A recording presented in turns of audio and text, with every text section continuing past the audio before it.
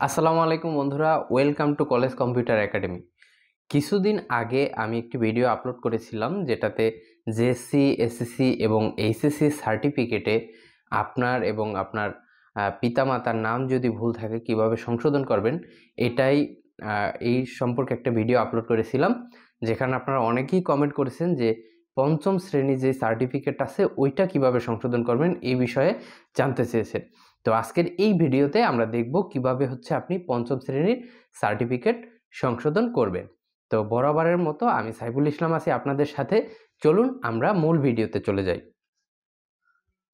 আচ্ছা, পঞ্চম শ্রেণীর সার্টিফিকেট সংশোধন করার জন্য আমরা যেমন জেএসসি, এসএসসি এবং এইচএসসি সার্টিফিকেট যখন সংশোধন করেছিলাম সেটা কিন্তু আমরা অনলাইনে আবেদন করতে পেরেছিলাম, কিন্তু পঞ্চম শ্রেণীর যে সার্টিফিকেটটা সংশোধন করবেন সেটা কিন্তু আপনি অনলাইনে আবেদন করতে পারবেন না।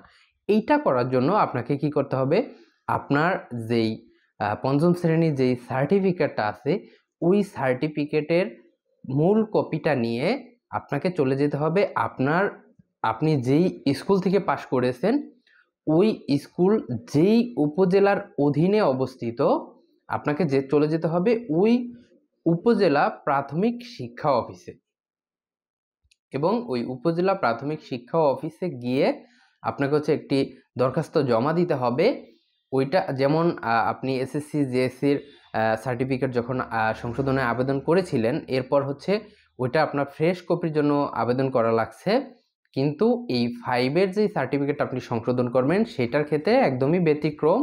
আপনার ফ্রেশ কপির কোনো আবেদন করতে হবে না। আপনার যেই 5-এর যে সার্টিফিকেটটা আছে এই সার্টিফিকেটটা ওই সার্টিফিকেটটার কর্নারে আপনার সংশোধিত লেখে যে উপজেলা প্রাথমিক শিক্ষা অফিসার আছেন উনি ওইখানে সিগনেচার করে দিবেন, এবং যেখানে যেখানে আপনার নাম পরিবর্তন ওইখানে কেটে আপনার সঠিক নামটা লিখে দিবেন, এবং আপনার উনি ওইখানে সিগনেচার করে দিবেন, এবং আপনার ওই সার্টিফিকেটটাই সংশোধিত লিখে আপনাকে ওই সার্টিফিকেটটাই আবার দেওয়া হবে। এটার জন্য নতুন কোনো সার্টিফিকেট দেওয়া হবে না, এবং সেক্ষেত্রে এটার কিন্তু কোনো বোর্ড ফিও লাগে না। তো আমরা দেখব যে আপনি ওয়ার্ড ফাইলে আপনি কিভাবে দরখাস্তটা লিখবেন, এবং এই দরখাস্তটা আপনার উপজেলা প্রাথমিক শিক্ষা অফিসে জমা দিতে হবে। আমি আবারও বলছি, উপজেলা প্রাথমিক শিক্ষা অফিস, যেটা আপনি যেই উপজেলা অধীনস্থ প্রাথমিক বিদ্যালয় থেকে পঞ্চম শ্রেণী পাশ করেছেন ওই উপজেলায় আপনাকে যেতে হবে।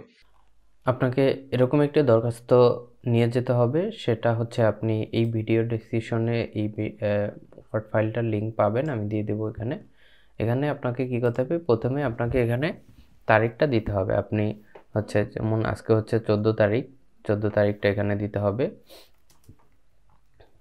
14/2/2025 দিবেন।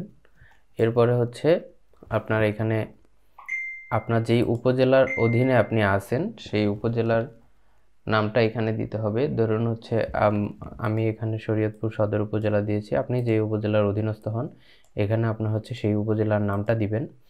এরপর এখানে বাকি যা আছে সব ঠিক থাকবে, যে প্রাথমিক শিক্ষা সমাপনী সনদপত্রে পিতা ও মাতার নাম সংশোধনের আবেদন। যদি এখানে শুধু পিতা ও মাতার নাম বাদে আপনার নাম হয় বা বয়স হয় সেক্ষেত্রে আপনি এখানে সেটা উল্লেখ করে দিবেন। এরপরে এখানে আপনার নাম, আপনার পিতার নাম, মাতার নাম, গ্রাম ঠিকানা এগুলো দিবেন।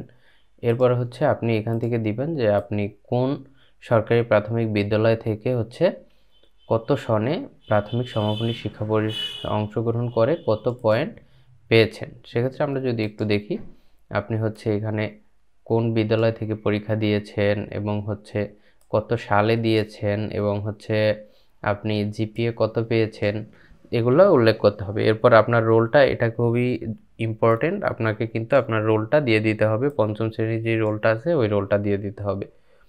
এরপর দেখুন, জন্ম সনদে আপনার পিতা ও মাতার নাম ভুল থাকার কারণে প্রাথমিক শিক্ষা সমাপনীর পরীক্ষার সনদপত্রে ভুল ছাপা হয়েছে, যার মধ্যে যথাযথ প্রক্রিয়ার মাধ্যমে আপনি জন্ম সনদ সংশোধন করেছেন। এমত অবস্থায় আপনার প্রাথমিক শিক্ষা সমাপনীর সনদপত্র সংশোধন করা একান্ত প্রয়োজন। এখানে আপনি খেয়াল করুন যে সঠিক নামটা হবে বর্তমানে সেটা এখানে দিবেন। এরপরে আপনাকে এখানে দিতে হবে, এখানেও আপনি দিবেন সংশোধিত পরীক্ষার্থীর পিতা ও মাতার নাম, যেটা আপনার সংশোধিত হয়ে হবে এটা আপনি কি করবেন, আপনি এটা হচ্ছে এখানে দিয়ে দিবেন এবং হচ্ছে যেই ভুল নামটা পূর্বে ছিল আপনার সনদপত্রে সেই ভুল নামটা কিন্তু আপনি এই মাঝের ঘরে দিয়ে দিবেন। এখানে ভুল নাম ছিল কি ছিল, রহিম উদ্দিন, এখানে হবে রহিম উদ্দিন তালুকদার এবং মায়ের নাম ছিল মোসাম্মদ উর্মি, এখানে হবে নুসরাত জাহান উর্মি। তো এইরকমভাবে আপনি কিন্তু এখানে দিয়ে দিবেন। এরপর হচ্ছে বিনীত নিবেদন, এখানে একটু জায়গা ফাঁকা রাখবেন এবং হচ্ছে এরপরে এখানে আপনি আপনার নামটা দিয়ে দিবেন এবং গ্রাম ঠিকানা এগুলো এখানে দিয়ে দিবেন। এরপর হচ্ছে এটার প্রিন্ট কপি নিয়ে আপনাকে চলে যেতে হবে আপনার প্রাথমিক শিক্ষা, এই যে উপজেলা শিক্ষা প্রাথমিক শিক্ষা অধিদপ্তর আছে সেখানে আপনাকে গিয়ে যোগাযোগ করতে হবে, তারাই আপনার সার্টিফিকেটটা সংশোধনের প্রয়োজনীয় পদক্ষেপ গ্রহণ করবে এবং সংশোধনের ব্যবস্থা করবে। কি কি কাগজ লাগবে, আপনার হচ্ছে লাগবে প্রথমত আপনার পুরনো যেই জন্ম সনদটা আছে, যে জন্ম সনদে আপনার নাম, পিতার নাম, বাবার নাম ভুল ছিল, যেটা অনুযায়ী আপনার পঞ্চম শ্রেণীর সার্টিফিকেট হয়েছে, ওই জন্ম সনদটা লাগবে, ওই জন্ম সনদের ফটোকপি এবং হচ্ছে আপনার যেই পঞ্চম শ্রেণীর সার্টিফিকেট ওই সার্টিফিকেটের মূল কপি এবং ওইটার ফটোকপি এবং হচ্ছে আপনার সংশোধিত যেই জন্ম সনদ আপনি যেইটা অনুযায়ী হচ্ছে নতুন করে আপনার পঞ্চম শ্রেণীর সার্টিফিকেটটা সংশোধন করে নিতে চাচ্ছেন, ওই জন্ম সনদ এবং হচ্ছে যদি আপনার পিতার নামে ভুল থাকে বা মাতার নামে ভুল থাকে সেক্ষেত্রে আপনার পিতা মাতার এনআইডি কার্ডের ফটোকপি।